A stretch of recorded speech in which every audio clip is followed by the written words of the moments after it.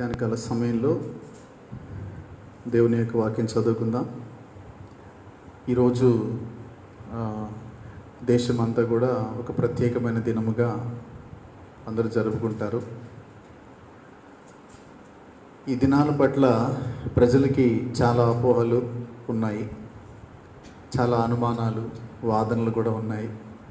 వాటి జోలికి మనం వెళ్ళదలుచుకోలేదు. కానీ యేసుక్రీస్తు వారు ఈ లోకంలో శరీరధారిగా ఉన్న రోజుల్లో 33.5 సంవత్సరాలు ఆయన భూమి మీద బ్రతికాడు. ఈ 33.5 సంవత్సరాల్లో చివరి 3.5 సంవత్సరాలు ఆయన సేవ చేశాడు. పరలోక రాజ్య సువార్తను బోధించి ప్రజలకు మేలు చేస్తూ ఆయన సంచరించాడు. ఈ 3.5 సంవత్సరంలో చివరి 6 నెలలు ఆయన అత్యధికముగా ఆతురతముగా గ్రామాలలో సంచరించి సేవ చేశాడు. ఈ 6 నెలల్లో చివరి వారము ఆయన జీవితంలో అతి ప్రాముఖ్యమైనది. ఈ చివరి వారాన్ని గురించి మనము జ్ఞాపకం చేసుకున్నట్లయితే ఆ చివరి వారంలో ఇది ఒక ఆదివారము. ఈ యొక్క ఆదివారము 2000 సంవత్సరాల క్రితము యెరూషలేము దేశంలో ఆ దేశమంతా కూడా కలవరపడినటువంటి దినం ఇది. ఆ కలవరపడినటువంటి దినాన్ని గురించి మనము ఆలోచిస్తే మీరు టీవీలో కానివ్వండి, వర్తమానాలన్నింటిలో కూడా మీరు వినే ఉంటారు, ఈరోజు ఫామ్ సండే, మట్ల ఆదివారం అని చెప్పి. అయితే ఈరోజు మనము అదే అంశాన్ని ఉద్దేశించి కొన్ని సంగతులు జ్ఞాపకం చేసుకుందాం. ముఖ్యంగా మత్తయి సువార్త 26వ అధ్యాయంలో 24వ వచనాన్ని చదువుకుందాం. మనిషి కుమారుని గూర్చి వ్రాయబడిన ప్రకారము ఆయన పోవుచున్నాడు. చాలు. ఈ భాగాన్ని మీరందరూ కూడా మనస్కరించాలని ప్రేమతో నేను మనవి చేస్తున్నాను. మళ్ళీ చదువుతున్నాను, చూడండి. మనిషి కుమారుని గూర్చి వ్రాయబడిన ప్రకారము ఆయన పోవుచున్నాడు. పరిశుద్ధాత్ముడు మత్తయి ద్వారా ఈ మాట వ్రాయిస్తున్న ఉద్దేశం ఏంటంటే, మనిషి కుమారుడు ఈ భూమి మీద తన జీవితంలో ఏ రీతిగా ముందుకెళ్తున్నాడు, ఎలా ముందుకెళ్తున్నాడు? వ్రాయబడిన ప్రకారముగా, అంటే సిద్ధపరచబడిన ప్రణాళిక ప్రకారముగా అని చెప్పి. అయితే నా ప్రియ స్నేహితులారా, ఈ లోకంలో కొన్ని సందర్భాలు జ్ఞాపకం చేసుకున్నప్పుడు ఇప్పుడు ఒక చిన్న ఉదాహరణ నేను మీకు జ్ఞాపకం చేస్తాను. ప్రకాశం జిల్లాలో ముఖ్యమంత్రి గారి పర్యటన అని పేపర్లు వేస్తారు. ముఖ్యమంత్రి గారి పర్యటన అని చెప్పానని పేపర్లు వేసినప్పుడు ఫలానా తేదీల్లో అని చెప్పి, ఈ తేదీని ఎప్పుడు నిర్ణయిస్తారు అని చెప్పానంటే సుమారు 1 నెల 2 నెలలు ముందుగా నిర్ణయించుకుంటారు. కనీసం 1 నెల అయినా ముందు ఉంటుంది అన్నమాట. ఆ ముందుగా నిర్ణయించేటువంటి ఆ ప్రోగ్రాంలు ఏముంటుందని చెప్పానంటే, ఆ రోజు ముఖ్యమంత్రి గారు ఎన్ని గంటలకు లేవాలి, ఎన్ని గంటలకు ఇంట్లోంచి బయటికి రావాలి, ఎన్ని గంటలకి కారు ఎక్కాలి, అక్కడి నుంచి హెలికాప్టర్ ఉండేటువంటి ప్రాంతానికి ఎన్ని గంటలకు వెళ్ళాలి, ఎన్ని గంటలకి ఎక్కాలి, ఎన్ని గంటలకి ఆ ప్లేస్కి వెళ్ళాలి, ఆ ప్లేస్కి వెళ్ళగానే ఎవరింటికి వెళ్ళి టీ తాగాలి, ఎవరింటికి వెళ్ళి టిఫిన్ చేయాలి, అక్కడ కార్యక్రమాన్ని ఎంతసేపు చేయాలి, లంచ్కి ఎక్కడికి వెళ్ళాలి, తిరిగి ఎన్ని గంటలకు బయలుదేరి అక్కడి నుంచి ఎటు వెళ్ళాలనేటువంటిది అంతా కూడా ప్రోగ్రామ్ అంతా కూడా డిజైన్ చేస్తారా, చేయరా? ఏమా? ఖచ్చితంగా ఉంటుంది. అర్థం చేసుకోండి. అలాగే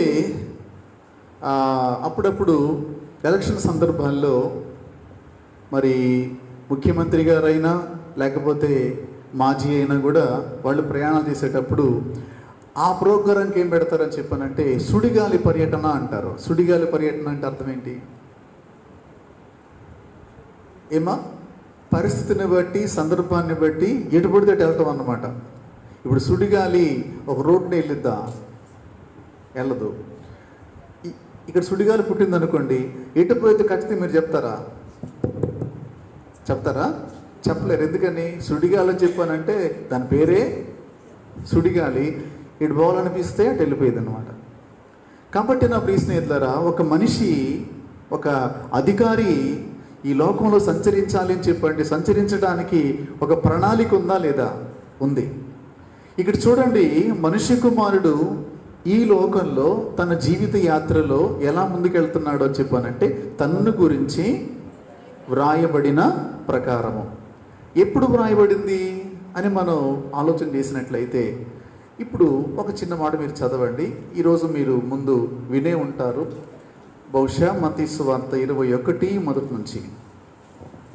తరువాత యెరూషలేమునకు సమీపించి ఒలీవ చెట్ల కొండ దగ్గర ఉన్న బేత్పగేకు వచ్చినప్పుడు యేసు తన శిష్యులలో ఇద్దరిని చూచి, మీ ఎదుటనున్న గ్రామమునకు వెళ్ళుడి, వెళ్ళగానే కట్టబడి ఉన్న యొక్క గాడిదయు దానితోనున్న ఒక గాడిద పిల్లయు మీకు కనబడును, వాటిని విప్పి నా ఎద్దుకు తోలుకొని రండిని ఎవడైనను మీతో ఏమైనాను అనిన ఎడల అవి ప్రభువు నాకు కావలసి ఉన్నవని చెప్పవలెను.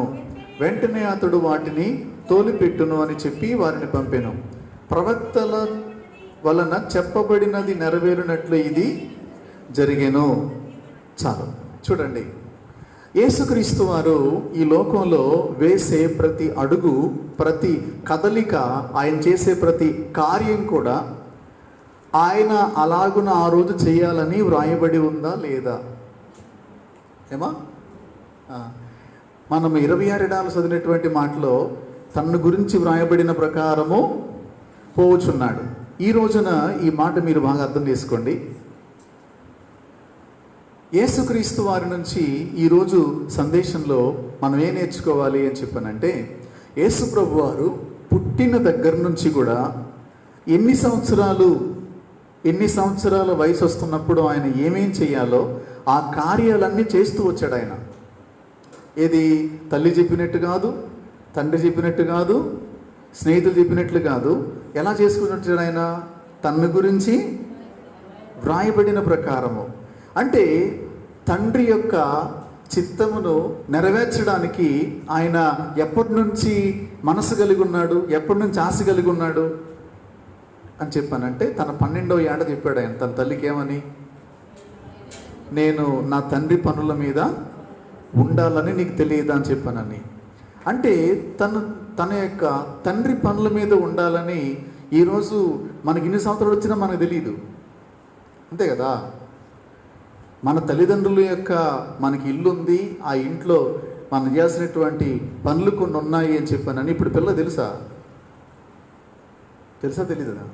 అయితే అవునని చెప్పండి, లేదు కాని చెప్పి ఎందుకు సీరియస్ అవుతున్నారు నాకండి, అవునా కాదా అని చెప్పానంటే, ఇక్కడ తండ్రి పనులు అని చెప్పానంటే దావీదు గురించి కూడా మనం అర్థం చేసుకున్నట్లయితే, ఆయన అడవిలో ఏం చేస్తున్నాడంటే తన తండ్రి గొర్రెలను మేపుతున్నాడు.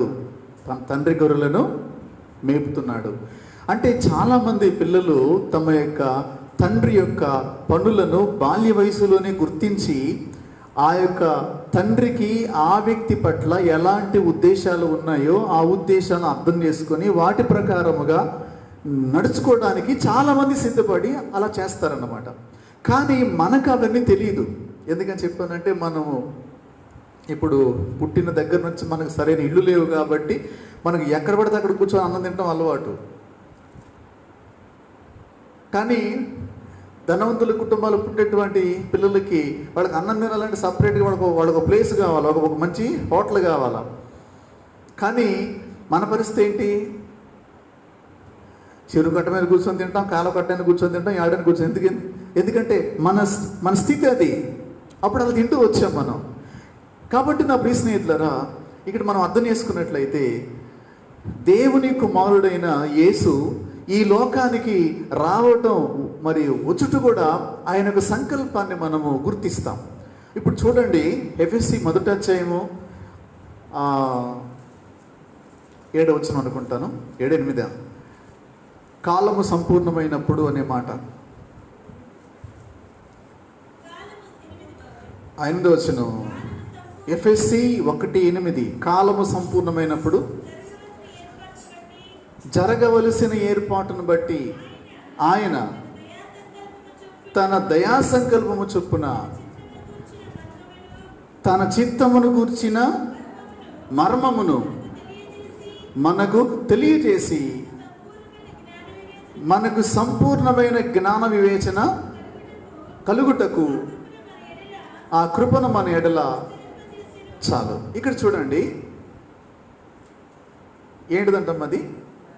కాలము సంపూర్ణమైనప్పుడు జరగవలసిన ఏర్పాటు అంటే ఇది మీకు చెప్తా, అర్థం చేసుకోండి. ఇప్పుడు ఒక ఇంట్లో ఇప్పుడు పిల్లలు, ఆడపిల్లల విషయం, వాళ్ళు బాల్య దశలో నుంచి ఆ కన్యాత్వంలోకి వచ్చినప్పుడు మేనమావుల ఇంటి నుంచి ఆ యొక్క జరిపే కొన్ని కార్యక్రమాలు ఉన్నాయి భారతదేశంలో. వాటిని ఏమంటారు? సాంఘికం అంటారు. ఏం గీకం? ఏమా? మేనమామ సాంఘికం అంటారు అన్నమాట. మేనమామ సాంఘికం అంటే ఏ సాంగ్ అని చెప్పానంటే, మేనకోడలకి మేనత్త, మేనమామ ఈ దేశంలో ఉన్నటువంటి జరపాల్సిన సాంఘికం అన్నమాట. ఆ సాంఘికం అని చెప్పానంటే ఏదో నాకు పూర్తి తెలియదు, తెలితే చెప్పేవాడిని. అంటే ఆ యొక్క పిల్లకి సంబంధించి బట్టలు లేకపోతే కొన్ని కార్యక్రమాలు తెస్తారు, కొన్ని తేవాల్సినవి తెస్తారు, ఇవ్వాల్సినవి ఇస్తారు, తినాల్సినవి తిని వెళ్తారు వాళ్ళు, అంతే కదా. సాంఘికం అంటే జరగవలసిన సాంఘికం చెప్పండి. ఇక్కడ జరగవలసిన ఏర్పాటు అని చెప్పానంటే ఏర్పాటు అనేది ముందుగా సిద్ధపరచబడిందా లేదా? చెప్పాలా? జరగవలసిన ఏర్పాటు అని చెప్పానంటే ముందుగా సిద్ధపరచబడలేదా? సిద్ధపరచబడింది. అంటే యేసుక్రీస్తు ఈ లోకంలోకి ఎప్పుడు రావాలి, ఏ వయసులో ఏ పని చెయ్యాలి, ఏ రోజు ఏమి జరగాలి, ఎన్ని రోజులకి ఆయన ఏ పని చెయ్యాలి, ఇదంతా కూడా యేసుక్రీస్తు వారికి సిద్ధపరచబడిన ప్రణాళిక ఉన్నట్ట లేనట్ట? దీన్ని బట్టి ఏమో నేనైతే ఉంది అంటున్నాను. యాడని ఆదరగొడితే మీరు ఆదరగొట్ట, నేను అంత చేసేది ఏముంది? కాబట్టి ఆయనకు ఒక ప్రణాళిక ఉంది. కాబట్టి చూడండి, ఆయన తన ప్రణాళికలు ఎప్పుడు పడితే అప్పుడు ఆయన అమలు చేయలేదు, ఎప్పుడు పడితే అప్పుడు చెప్పలేదు. ఇప్పుడు ఉదాహరణకి ఆయన ఈ భూమి మీద జీవించేటువంటి చివరి వారంలో ఒకరోజు ఆయన ప్రోగ్రాంలో యెరూషలేమునకు జయోత్సవముతో ఊరేగుతూ వెళ్లాల్సినటువంటి కార్యక్రమం ఉంది. అర్థమవుతుంది మీకు? ఏ కార్యక్రమం ఉంది? యెరూషలేమునకు చెప్పాలా? జయోత్సవముతో చెప్పండి. ఊరేగింపుగా వెళ్ళాల్సిన రోజు ఆయన జీవితంలో ఒకటి ఉందన్నమాట. అది యేసుక్రీస్తు వారికి ముందుగా తెలుసా తెలియదా? ఏమా? తెలుసు. అయితే ఆయన శిష్యులతోటి కనీసం ఒక వారం రోజుల ముందు చెప్పి ఉండాల్సింది, అబ్బాయి నా ప్రోగ్రాంలో, నా పర్యటనలో ఫలానా రోజు యెరూషలేమునకు కంచరగాడిదని ఎక్కి ఊరేగింపుగా వెళ్ళాల్సినటువంటి ప్రోగ్రాం ఉంది, పేతురు కొంచెం ఏర్పాట్లు చూడనా అని చెప్పాల్సింది. చెబితే ఏమైంది? చెప్పండి, చెబితే ఏమైంది? అందరూ మాస్కులు తెచ్చుకోండి, మాస్కులు తెచ్చుకొని బైబిల్లో పెట్టి తప్పే మూతికి పెట్టుకుంటే ప్రయోజనం ఉంటుంది. లేకపోతే ఇక్కడ నుంచి ఏ కోటానికి వచ్చినా తెచ్చుకోండి. నేను కూడా తెచ్చుకున్నాను, కానీ ఇక్కడ మాట్లాడాలి కాబట్టి పెట్టుకోవాలా. అది సరే. యేసుక్రీస్తు వారి యొక్క జీవిత ప్రణాళికలో ఆ కార్యక్రమంలో ఒకరోజు ప్రోగ్రాం ఏంటి?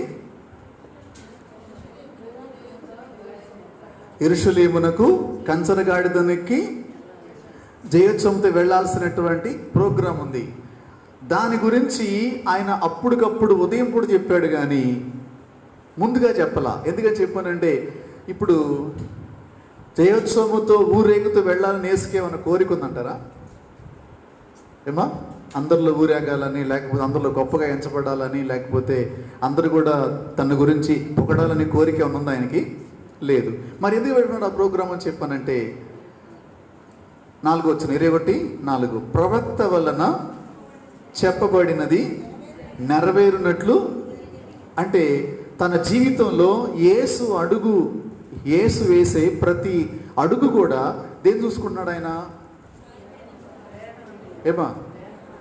తన గురించి వ్రాయబడిన ప్రకారము ఆయన చూసుకొని తను అమలు చేసుకుంటున్నాడు.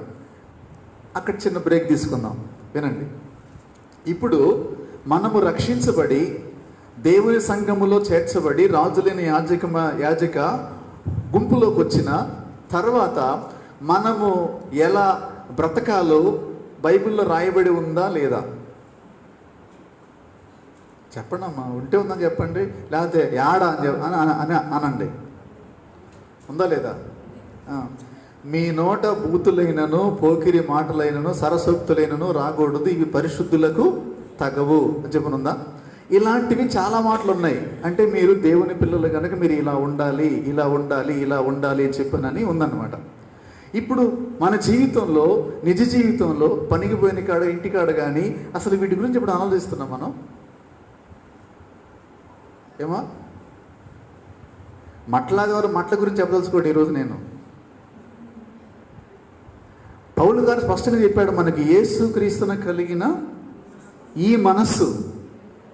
ఎందుకంటే యేసుక్రీస్తు వారు భూమి మీద చేసుకున్న తీర్మానం ఏంటంటే, తండ్రి నా ఇష్టము కాదు నీ చిత్తమే జరగాలి, అందుకే నేను ఈ లోకానికి వచ్చాను.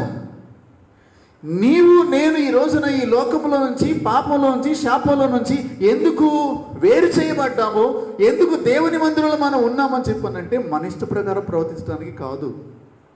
మనము ఏ రీతిగా జీవించాలో యేసుక్రీస్తు వారు స్పష్టంగా మనకు చెప్పాడు. అందుకు ప్రతి క్షణము కూడా నేను మీకు చెప్తున్నటువంటి విషయం ఏంటంటే, మనము ఎలాగో ఈ భూమి మీద బ్రతకాలని వ్రాయబడి ఉందో అసలు మనం ఆలోచిస్తున్నామా? ఆలోచించకపోతే యేసు వెంట పరలోకం వరకు ఎలా వెళ్ళగలుగుతాం మనం?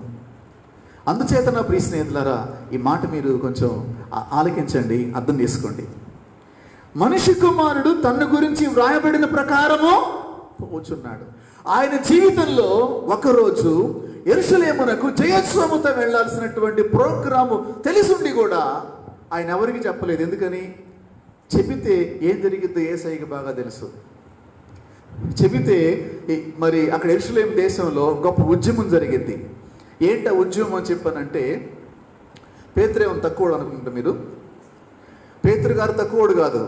ఎందుకంటే ఒక రోజున యేసు ప్రభు వారు 3 శిష్యులను వెంట పెట్టుకొని తాబోరు కొండ ఎక్కాడు.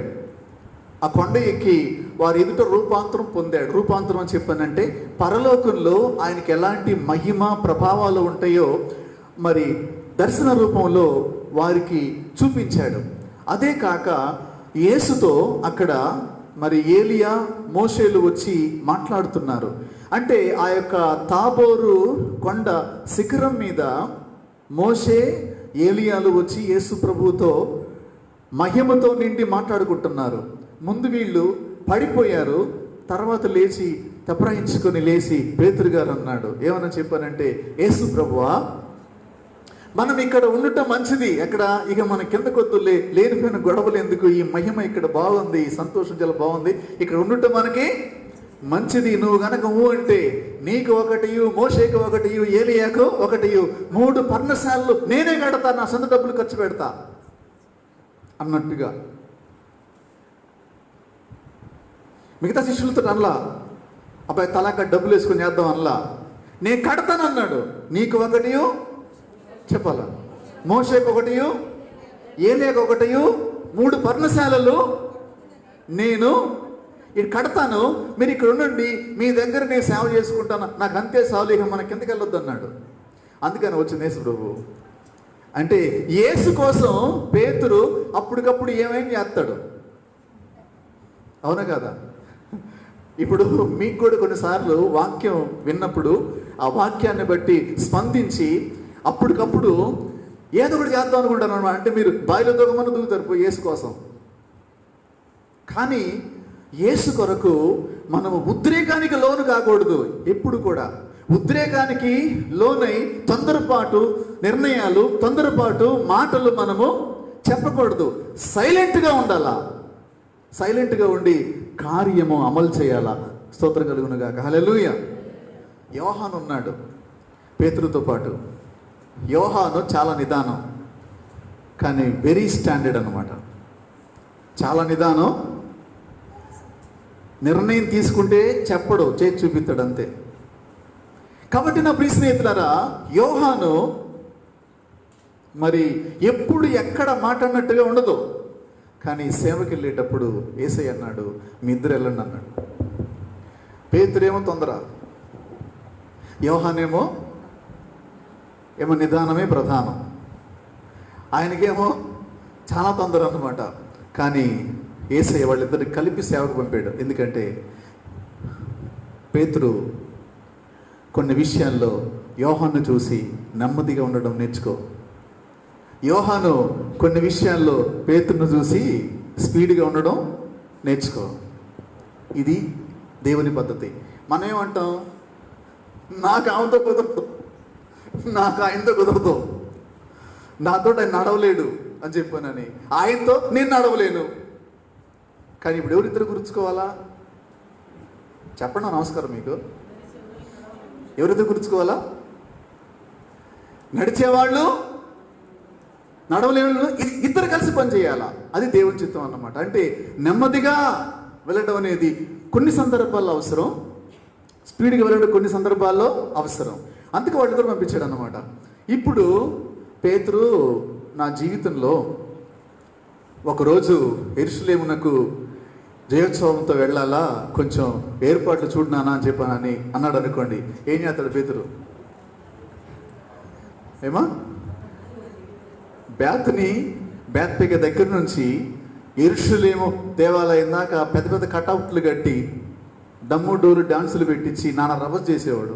ఎందుకని? అటువంటి చేయటం ఆయనకి ఇష్టం అన్నమాట. దేని స్తోత్రం కలుగును కాక. హల్లెలూయా. అందుకని కొంతమంది సరే మన చర్చి దగ్గర అలాంటి అవకాశం ఇవ్వం, కానీ కొంతమంది అంటారు,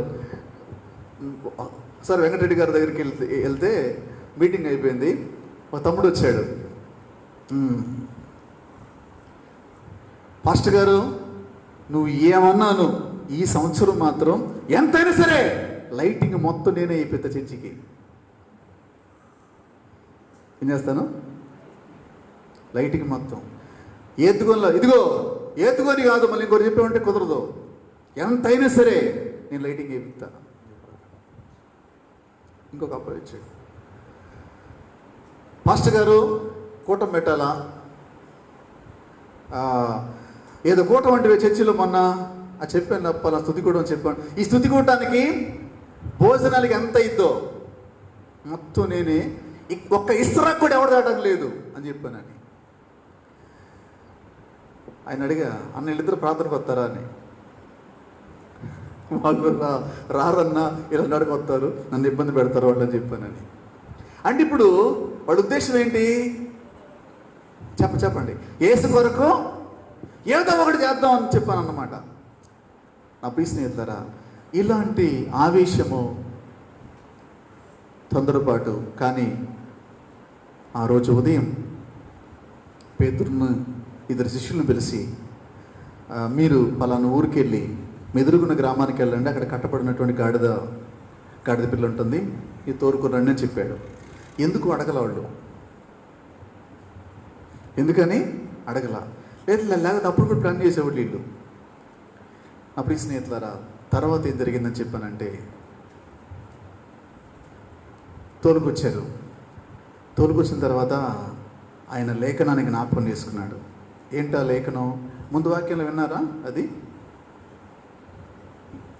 ఈ ప్రవచనం విన్నారుగా, జకరియా 9:9. జకరియా 9:9 చదవడం. ప్రవక్త వలన చెప్పబడినది నెరవేరినట్లు ఇది జరిగాను అంటే జకరియా ప్రవక్త ద్వారా చెప్పబడింది అన్నమాట. చదవను. సియోన్ నివాసులారా బహుగా సంతోషించండి, యెరూషలేము నివాసులారా ఉల్లాసముగా ఉండండి, నీ రాజు నీతిపరుడును రక్షణ గలవాడును దీనుడై గాడిద పిల్లను ఎక్కి నీ ఎద్దుకు వచ్చుచున్నాడు. చాలు. ఇది ప్రవచనం. యేసుక్రీస్తు పుట్టక ముందు కొన్ని వందల సంవత్సరాల క్రితము ఇది ప్రవక్త వల్ల చెప్పబడింది. ఇప్పుడు యేసు అనుక్షణం కూడా దేనికి జ్ఞాపకం చేసుకుంటున్నాడు? తన గురించి వ్రాయబడిన ప్రకారం ఎక్కడ కూడా స్కిప్ చేయకుండా, ఎక్కడ కూడా ఆయన కుడి ఎడమలకు తొలగకుండా తన గురించి వ్రాయబడినటువంటి లేఖనానుసారముగా జీవిస్తూ వెళుతున్నాడు ఆయన. ఇది మనకు అర్థం కావాలి. తర్వాత తోలకొచ్చినప్పుడు ఆయన దాని మీద కూర్చునే ప్రయత్నం చేస్తే యూదులకి ఎలా ఉంటుందని చెప్పానంటే, స్త్రీలైనా పురుషులైనా కూడా పై వస్త్రం ఉంటుంది వాళ్ళకి, అంగీతో పాటు పై వస్త్రం అని చెప్పండి. ఇప్పుడు అది పంజాబ్ డ్రెస్ వేసుకున్నటువంటి వాళ్ళు చున్నీలాగా, లేకపోతే శాలవులాగా, లేకపోతే ప్రవక్త లేదా గొంగళ్ళలాగా ఏదో ఒకటి పై వస్త్రం ఉండేదన్నమాట. వాళ్ళు ఏం చేసినప్పుడు ఆ పై వస్త్రం తీసి గాడిద మీద వేశారు. గాడిద మీద వేస్తే కూర్చున్నప్పుడు అక్కడ ప్రజలందరూ కూడారు. ప్రజలందరూ కూడి ఆయన గాడిద మీద ఎక్కినప్పుడు గాడిద మీద బట్టలు వేయడానికి అవకాశం లేదు కాబట్టి దారి పొడుగును పరిశారంట అందరూ. అంత దారి పొడుగు ఎందుకు చెప్పానంటే, ఇప్పుడు ఆ బట్టలు ఎవరు తొక్కాలి? గాడిద తొక్కితే యేసయ్య తొక్కినట్టే. దేని స్తోత్రం కలుగును గాక. హల్లెలూయా, హల్లెలూయా. చూడు, గాడిద తొక్కితే యేసు ప్రభు వారు తొక్కినట్లే. యేసు ప్రభు పైన లేకుండా ఆ గాడిద కనుక బట్టలు తొక్కితే ఏమైంది? దానికి ఈపు పగిలిపోయింది అన్నమాట. కానీ గాడిద తమ బట్టలు తొక్కాలని వాళ్ళు దారి పొడుగున పరుస్తున్నారు. ఎలా జరిగింది ఇది? ఎవరు చెప్పారు వాళ్ళకి?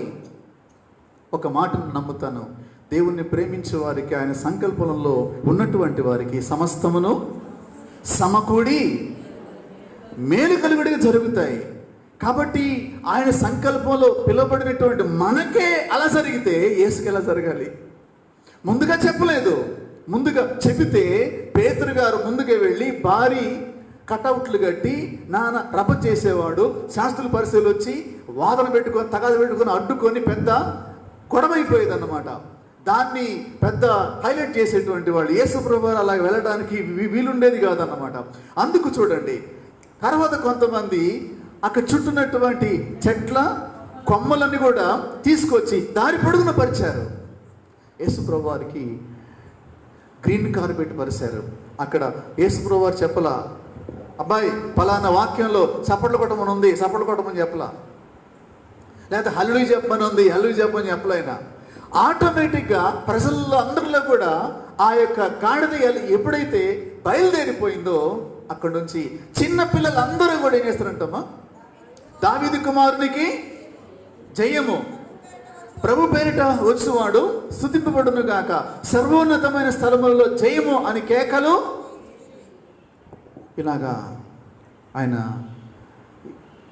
యెరూషలేమునకు వచ్చాడు. నా ప్రియ స్నేహితులారా, ఇక్కడ దీన్ని కట్ చేస్తే ఆడకు వచ్చి దేవాలయాన్ని శుద్ధి చేశాడు. ఆడ కొంతమంది కుంటివారు వస్తే బాగు చేశాడు. ఆయన జయోత్సవంతో వచ్చినప్పుడు యెరూషలేము దేశము కలవరపడిందంట. ఎందుకు? యాక్సిడెంటల్గా జరిగింది, అనుకోకుండా జరిగింది. ఎవరికి అర్థం కాలేదు. అర్థము కాకుండా చేశాడు. ఎందుకంటే యేసుక్రీస్తుకి ఊరేగుదామని లేదు, యేసుక్రీస్తుకి గాడిదెక్కి తిరుగుదామని లేదు. కానీ అలా జరగాల్సింది. నేను మీకేం చెప్తున్నానంటే, మీకు జీవితంలో ఎప్పుడు కూడా ఇంతకుముందు పట్టు చీర కట్టుకోవాలని లేదు. మీ జీవితంలో ఒక సమయం వస్తుంది, అనుకోకుండా మీరు పట్టు చీర కట్టుకుంటారు. అర్థమవుతుందా? కట్టుకోవాలని కోరుకున్నటువంటి వాడు కొట్టుకుంటారు కానీ కట్టుకోలేరు. స్తోత్రం కలుగును గాక. అర్థమవుతుందా మీకు? ఏం చెప్పాను మీకు? ఇప్పుడు కొన్ని దారిలోకి వస్తారు, అందుకని డైవర్ట్ చేసే కొంచెం. నేనేమంటున్నానంటే, యేసుక్రీస్తు రక్తంలో కడగబడిన నీ గురించి దేవుని చేతిలో ఒక ప్రణాళిక ఉంది, ఒక ప్లాన్ బోర్డు ఉంది, ఒక ప్రోగ్రామ్ షీట్ ఉంది. ఆ షీట్లో నీకు ఇష్టము లేనివి కూడా, నీవు కోరుకోనివి కూడా కొన్ని నీకు వస్తాయి. ఆలోచించండి. నీ జీవితంలో ఇన్ని సంవత్సరాలు నీవు సమృద్ధి కలిగి ఉండాలి అని ఉంటే నీవు ఏ పనికి వెళ్ళబడినా కూడా నువ్వు సమృద్ధి కలిగి ఉంటావు. నీ జీవితంలో పలానా అభిషేకం ఒక 10 సంవత్సరాలు అప్పులు ఊబిలో కూరుకుపోవాలి అని కనుక నా ప్రోగ్రాంలో ఉంటే నేను కూరుకుపోతాను, నేను చేసిన బయటికి రాను. కానీ ఒకటి నమ్ముతాను నేను, ఏంటి చెప్పండి, ఆయన ప్రణాళికలో అంతా అదే లేదు. అర్థమవుతుందమ్మా? అంతా అదే లేదు. ఇది మీరు జాగ్రత్తగా అర్థం చేసుకోండి. మీ జీవితాన్ని, అందుకే నీ మార్గమును, నీ జీవితమును యెహోవాకు అప్పగించుము, నీవు ఆయనను నమ్ముకొనుము, ఆయన నీ కార్యము నెరవేరుస్తాడు. నీ కార్యము ఆయన చేతిలో ఉంది, నీ చేతి యొక్క ప్రణాళిక ఆయన చేతిలో ఉంది. ఈ సంగతిని దావీదు ఎప్పుడో చెప్పాడు. ఏమని? దేవా, నేను పిండమునై ఉండగా నీ కన్నులు నన్ను చూసెను, నియమింపబడిన దినములలో ఒక్కటైనను కాకమునిపై నా జీవిత దినములను నీ గ్రంథములో లిఖితములాయను. దావీదు ఎన్ని సంవత్సరాలు గొర్రెల కాయాలో ప్లాన్ బోర్డులో ఉంది. దావీదు ఎన్ని సంవత్సరాలు సౌలు దగ్గర ఆయుధాలు మోయాలో ప్లాన్ బోర్డులో ఉంది. దావీదు ఎన్ని స్తుతి పాటలు పాడాలో ప్లాన్ బోర్డులో ఉంది. ఆయన యొక్క జీవిత పుస్తకంలో ఉంది.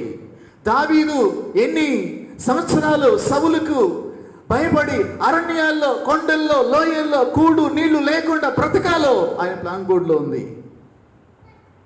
అర్థం చేసుకోండి. ఏ సమయంలో యుద్ధ భూమిలోకి రావాలో ఆయన ప్రణాళికలో ఉంది. నా ప్రియ స్నేహితులారా, కాకపోతే ఒకటి చెప్తున్నా వినండి, ఆయన ప్రణాళికలో నీ జీవితం కొనసాగాలంటే ప్రశ్నించని విధేయతను నేర్చుకోవాలి. మనం ప్రశ్నించని విధేయతను నేర్చుకోవాలి. యేసు గురించి తండ్రి చెప్పాడు, ఈయన నా ప్రియ కుమారుడు, ఈయన యందు నేను ఎందుకని ఆనందిస్తున్నాడని చెప్పానంటే, యేసు ఎప్పుడు చెప్పిన, తండ్రి నా ఇష్టం అయితే కాదు, నీ చిత్తం ఏదో అది నేను చేస్తాను, అందుకే ఈ లోకంలోకి వచ్చాను నేను. కాబట్టి నా ప్రియ స్నేహితులారా, ఈ రోజున సంగమా వినండి, యేసుక్రీస్తు వారు తన్ను గురించి వ్రాయబడినట్లుగా ఆయన జీవితాన్ని కొనసాగిస్తున్నప్పుడు ఏ రోజు దేనికి ఎలా సిద్ధపడాలో దాన్ని సిద్ధపడుతున్నాడు. ఆలోచించండి. యేసుక్రీస్తు ఈ ఆదివారము జయోత్సవంతో వెళ్ళాలని వ్రాయబడి ఉంది. గురువారం రాత్రి బంధింపబడాలని రాయబడి ఉంది. గురువారం రాత్రి మధ్యరాత్రి నుంచి శిక్ష విధించబడాలని వ్రాయబడి ఉంది. శుక్రవారం ఉదయము 9 గంటలకల్లా సిలువ ఎక్కాలనుంది. ఇదంతా కూడా ప్లాన్ ప్రకారమే జరుగుతుంది. అందుకే మౌనంగా ఉన్నాడు ఆయన. అందుకే మౌనంగా ఉన్నాడు. తండ్రి అన్ని చూసుకుంటాడని చెప్పానని. తర్వాత ఆ సిలువలో ఏ సమయంలో ఏ మాట పలకాలో ఆయన డైరీలో ఉంది, ఆయన ప్లాన్ బోర్డులో ఉంది. ఎన్ని గంటలకు ప్రకృతి చీకటి కమ్మాలో ఆయన ప్రణాళికలో ఉంది. ఏ సమయంలో ఏ మాట మాట్లాడాలో ఆయన ప్రణాళికలో ఉంది. ఆదివారమున తెల్లవారుజామున సమాధి గుండెలు చీల్చుకొని పునరుత్థానుడే తిరిగి లేవాలని ఆయన ప్లాన్ బోర్డులో ఉంది. దేవుని స్తోత్రం కలుగును గాక. హల్లెలూయా, హల్లెలూయా. ఈ పునరుత్థాన శక్తి మనమందరము కూడా పొందుదుము గాక. నా ప్రియ దేవుని సంగమా, ఈ మాట ద్వారా ఈరోజు నేను చెప్పదలుచుకున్నటువంటి విషయం ఏంటంటే, మీరు ఖర్జూర మాటలు తేలేదేంది, పూలు గుచ్చుకొని ఊరాగలేదేందని చెప్పినటువంటిది కాదు. ఈరోజు సందేశం యొక్క సారాంశం ఏంటంటే, యేసు తన గురించి వ్రాయబడిన ప్రకారము పోవుచున్నాడు. నేనేం చెప్తున్నానంటే, మనము దేవుని పిల్లలుగా ఈ లోకములో ఎలాగా బ్రతకాలో మన గురించి కూడా దేవునికి ఏముంది, ఒక ప్రణాళిక ఉంది. అది నీవు మర్చిపోకూడదు. అది నువ్వు ఎప్పుడూ మర్చిపోకూడదు. ఎందుకంటే నీవు నీ ప్రమేయంతో ఈ లోకంలోకి రాలా. చెప్పండి, ఒకరని చెప్పండి, నేను పలానా వాళ్ళ కడుపున పుడతానని చెప్పి నేను ముందుగా నిర్ణయించుకొని పుట్టానని చెప్పండి. మీరు ఎవరన్నా మీరు పుట్టేటప్పుడు మీకు తెలియదు, మీరు లోకాన్ని విడిచే క్షణం కూడా మీకు తెలియదు. ఎందుకని చెప్పానంటే, నీ ప్రమేయం లేకుండా వచ్చావో చెప్పంటే నిన్ను ఎవరో తీసుకొచ్చారు, నీ గురించి ఎవరో ఒక చరిత్ర కలిగి ఉన్నారు, నీ కొరకు ఎవరో ఒక ప్రత్యేకమైన ఉద్దేశమును కలిగి ఉన్నారు. సంతోషం ఎల్లకాలం ఉండకపోవచ్చు, సంతోషం కూడా ఎల్లకాలము ఉండకపోవచ్చు, దుఃఖము ఎల్లకాలము ఉండకపోవచ్చు. నీ జీవితం పట్ల దేవుడు బాధ్యత కలిగి ఉన్నాడు. వాక్యంలో ఒక మాట ఉంది, ఏంటని చెప్పానంటే, ఆయన మీ గురించి చింతించుచున్నాడు గనక మీ చింత యావత్తును ఆయన మీద వేయండి. కాబట్టి ఈరోజు వాక్యం అనేది ధ్యానిస్తున్నప్పుడు మీకు ఎలా అర్థమవుతుందో నాకు తెలియదు. ఇంక నేను ఎక్కువసేపు చెప్పాలని చెప్పి అనుకోవట్లేదు, టైం ఉన్నప్పటికీ కూడా. నా ప్రియ స్నేహితులరా, నీ జీవితాన్ని శక్తి కలిగిన దేవుని చేతుల్లో పెట్టు. దేవుని మాటకు విధేయతను చూపించు. నిన్ను గురించి ఆయన యొక్క ప్రణాళిక ఉంది. ఈరోజు నువ్వు దిక్కులేని స్థితిలో ఉండొచ్చు, కానీ నీ ప్రణాళికలో రేపు ఎలా ఉందో అది నీకు తెలియదు. అది ఆయన ఎరిగి ఉన్నాడు, ఆయన ఎరిగి ఉన్నాడు. కానీ ఒకటి మాత్రం నిజం, ఆయన నీ జీవితంలో ఎలాంటి అనుభవాల గుండా తీసుకొచ్చినా సరే నిన్ను మహిమపరుస్తాడు, మహిమపరుస్తాడు, మహిమపరుస్తాడు. ఇప్పుడు చూడండి, రోమాపత్రిక 8:28.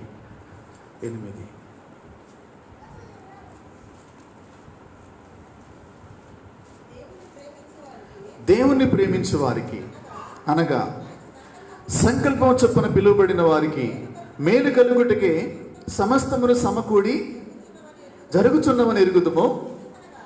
ఎందుకనగా తన కుమారుడు అనేక సహోదరులలో జ్యేష్ఠుడగునట్లు దేవుడు ఎవరిని ముందుగా ఎరిగెనో వారు తన కుమారునితో సారూప్యము గలవారవుటకు వారిని ముందుగా నిర్ణయించెను. మరియు ఎవరిని ముందుగా నిర్ణయించెనో వారిని పిలిచెను, ఎవరిని పిలిచెనో వారిని నీతిమంతులనుగా తీర్చెను, ఎవరి నీతిమంతులుగా తీర్చెనో వారిని మహిమపరచెను. దేని స్తోత్రం కలుగునుగాక. హల్లెలూయా, హల్లెలూయా. చూడండి ఇక్కడ ఎలా ఉందంటే, ఈ మందిరంలో ఇక్కడ కూర్చున్నటువంటి వారందరూ కూడా ఈరోజు ఇక్కడ కూర్చోవాలని ఆయన ముందుగా నిర్ణయించాడు. ఇప్పుడు చూడండి, ఎందుకు నిర్ణయించాడని చెప్పానంటే, మనము తన కుమారునితో సారూప్యము గలవారు మగుటకు వారిని ముందుగా నిర్ణయించాడు.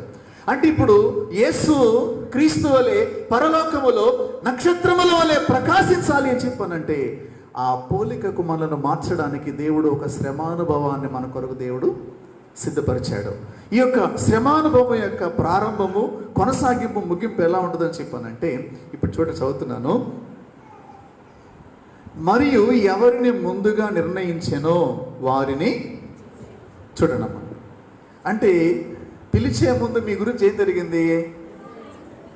నిర్ణయం జరిగింది అని చెప్పానంటే, మమ్రే ప్రార్థనా మందిరంలో ఆరాధించడానికి, నా బిడ్డలుగా స్వీకరించడానికి మరి పలానా వాళ్ళు పలానా సమయంలో అక్కడికి రావాలి, పలానా సమయంలో పలానా వాక్యం ద్వారా వాళ్ళు హెచ్చరించబడాలి, వారు ఆ యొక్క వాక్యం ద్వారా గుచ్చబడి నేను వారి విషయంలో ప్రణాళికని కలిగి ఉన్నానని తెలుసుకొని వారి జీవితాలు నాకు అప్పగించుకోవాలి, అప్పుడు నేను వారి పట్ల నా సంకల్పమును సంపూర్ణము చేస్తానని చెప్పి దేవుడు ముందుగా నిర్ణయించాడు.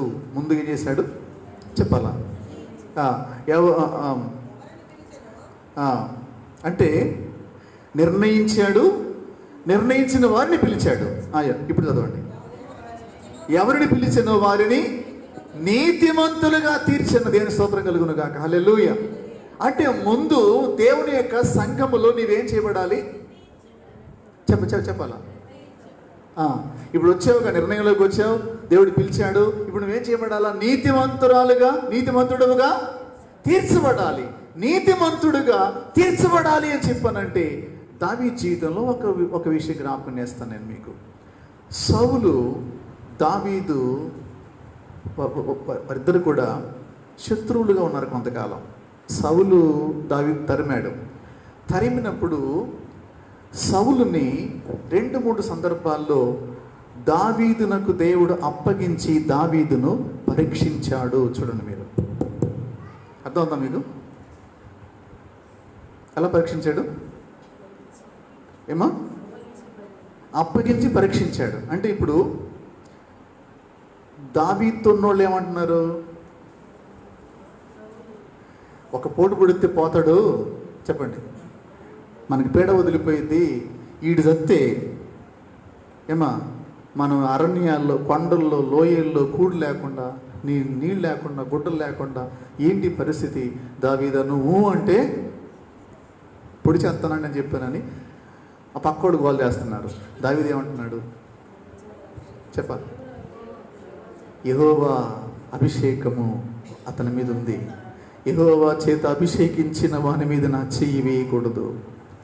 కాదు, కష్టపడతాను, శ్రమ పడతాను, కొద్ది రోజులు భోజనం లేకుండా ఉంటాను, కొద్ది రోజులు శ్రమ పడతాను, కొద్ది రోజులు తప్పించుకొని వెళ్తాను, నా దేవుడు నాతో ఉన్నాడు అని చెప్పి వాళ్ళకి చెప్పుకుంటూ వచ్చాడు.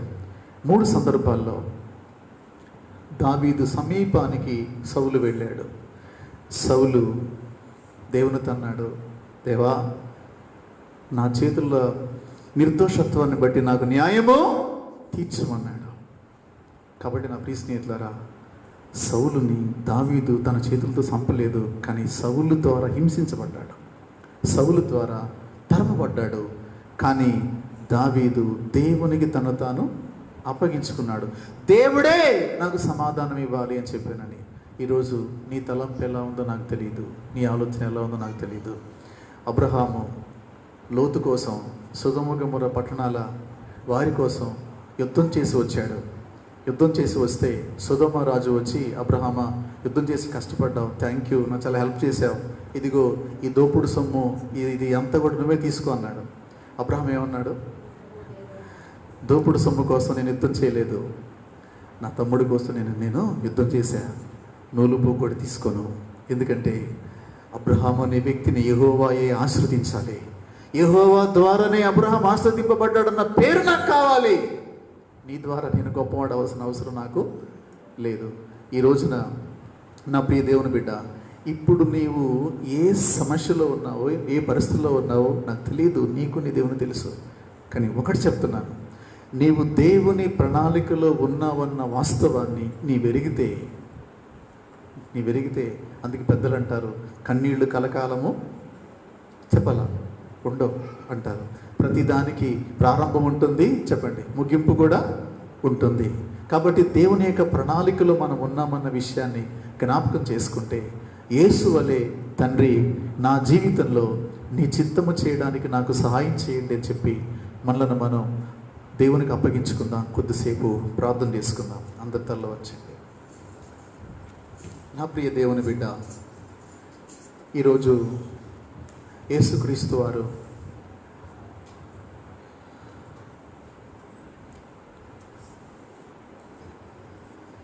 తనని గురించి వ్రాయబడిన ప్రకారము వెళుతున్నాడు.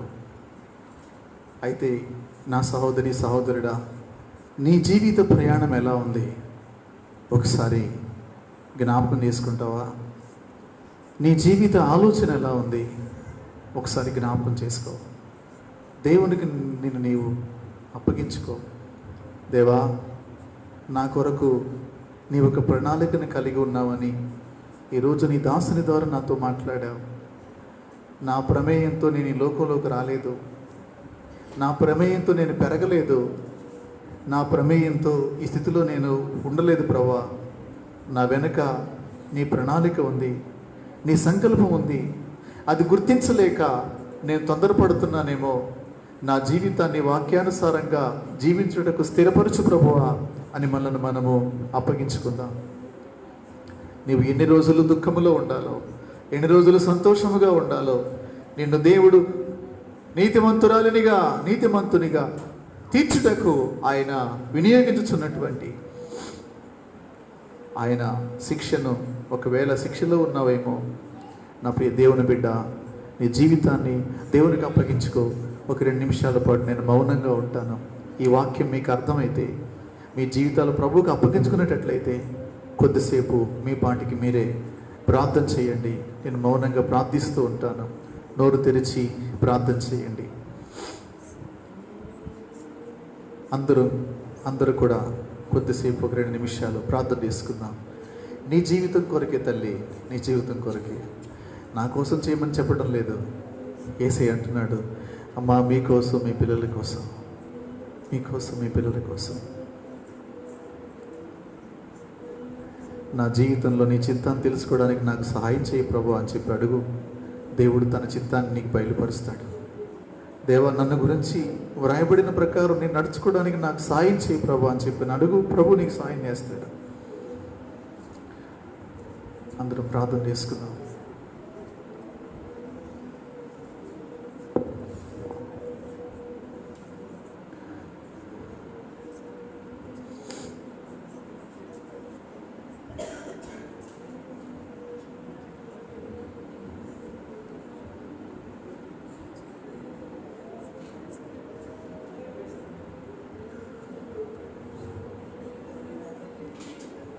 సమయంలో వేణు ముందుకు వచ్చి ప్రార్థన చేస్తాడు. అందరం కూడా ప్రార్థనలో కలిసి వెళ్తాం. నా ప్రియ దేవుని బిడ్డ, దేవుడు నీతో మాట్లాడితే దేవుని ప్రణాళికను జ్ఞాపకం చేసుకో. నీ జీవితాన్ని నువ్వు అప్పగించుకో. ఆయన నమ్మదగిన దేవుడు, నమ్ముకొనదగిన సహాయకుడు. ఆయన మాట మనం విని ఆయనకు విధేయతను చూపిస్తే ఆయన మనకు సహాయం చేస్తాడు. అందరికి కూడా ప్రార్థనలు కొనసాగుదాం.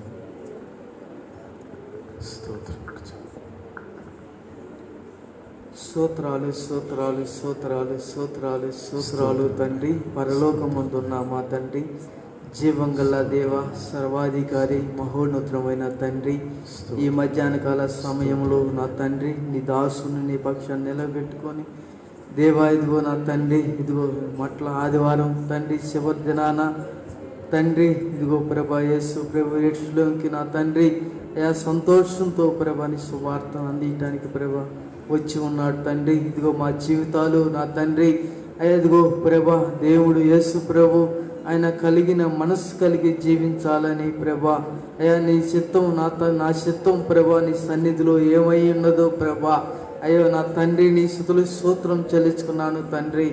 దేవా, ఇదిగో ఎలా నిబంధన కలిగి జీవిస్తావని అదిగో ఎన్నో దినాలు ప్రభా ఆసక్తితో నా తండ్రి అదిగో విని ప్రభా గ్రహించలేక ప్రభా అయా లోకం వైపు లోక ఆశల్లో మేము పడిపోతున్నాం తండ్రి.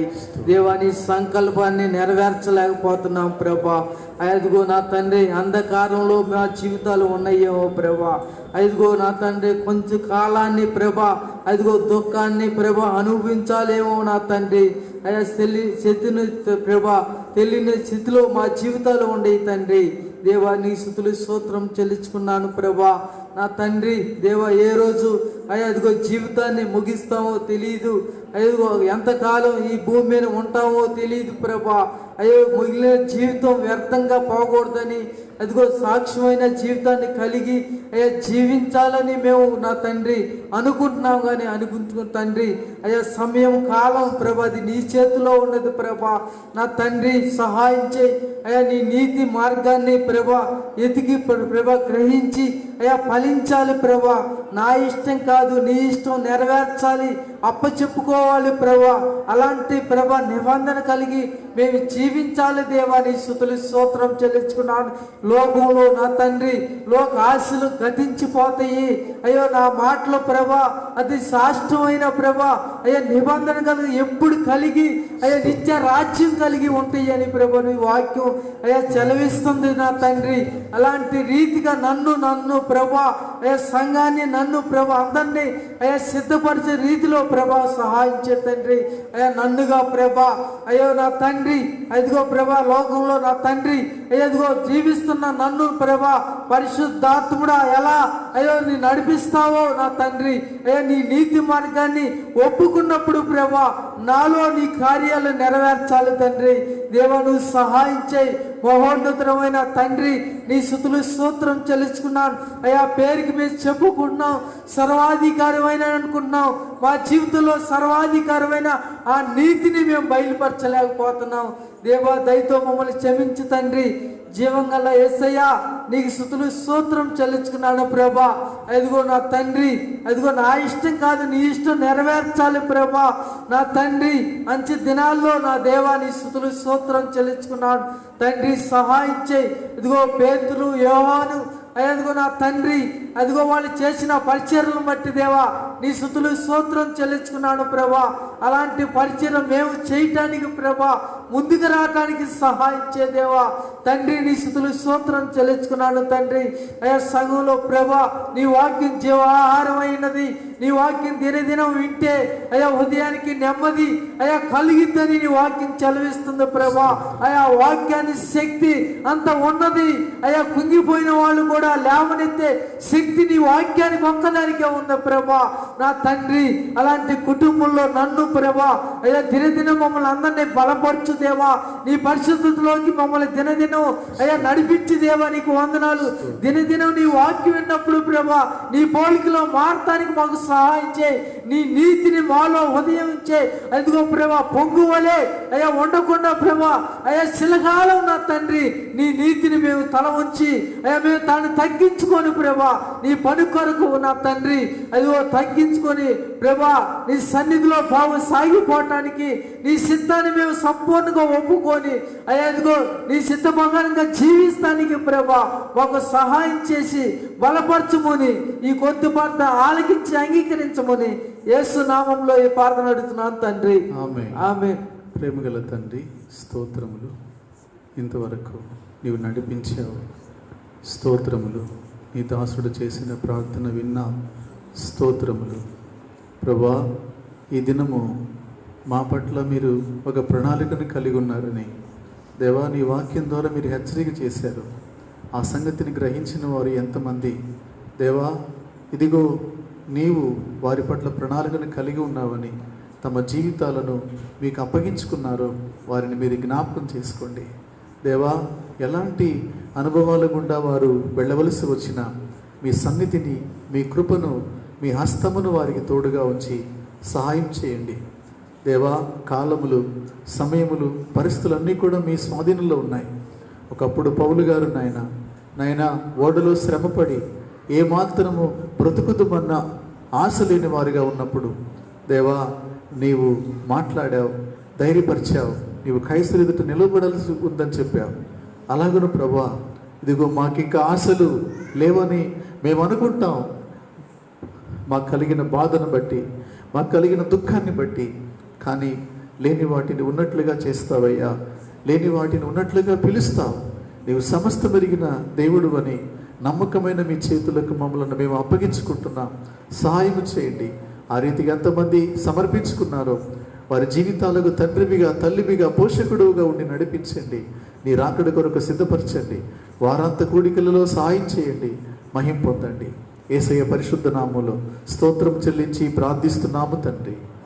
ఆమేన్. పరలోకమందున్న మా తండ్రి, నీ నామం పరిశుద్ధపరచబడును గాక. ఈ రాజ్యం వచ్చును గాక. నీ చిత్తం పరలోకము నెరవేర్చున్నట్లు భూమి యందు నెరవేరును గాక. నేడు మన దినదినం మాకు దయచేయము. మహిళలు అపరాధం చేసిన వారిని మేము క్షమించిన ప్రకారం మా అపరాధం క్షమించుము. శోధలోనికి తేక దుష్టును తప్పించుము. రాజ్యము, బలము, శక్తి, మహిమ నిరంతరం నీవైనావు తండ్రి. ఆమేన్. ఇప్పుడు మన తండ్రి అయిన దేవుని ప్రేమ, యేసుక్రీస్తు ప్రభు వారి కృప, పరిశుద్ధాత్మ దేవుని సన్నిధి సహవాసము మనందరికీ ప్రభు వచ్చే వరకు తోడేండి వర్ధలు చేసి నడిపించునుగాక. ఆమేన్. ఆమేన్. ప్రభు నామమున అందరికీ వందనాలు. సెలవు తీసుకుంటాం.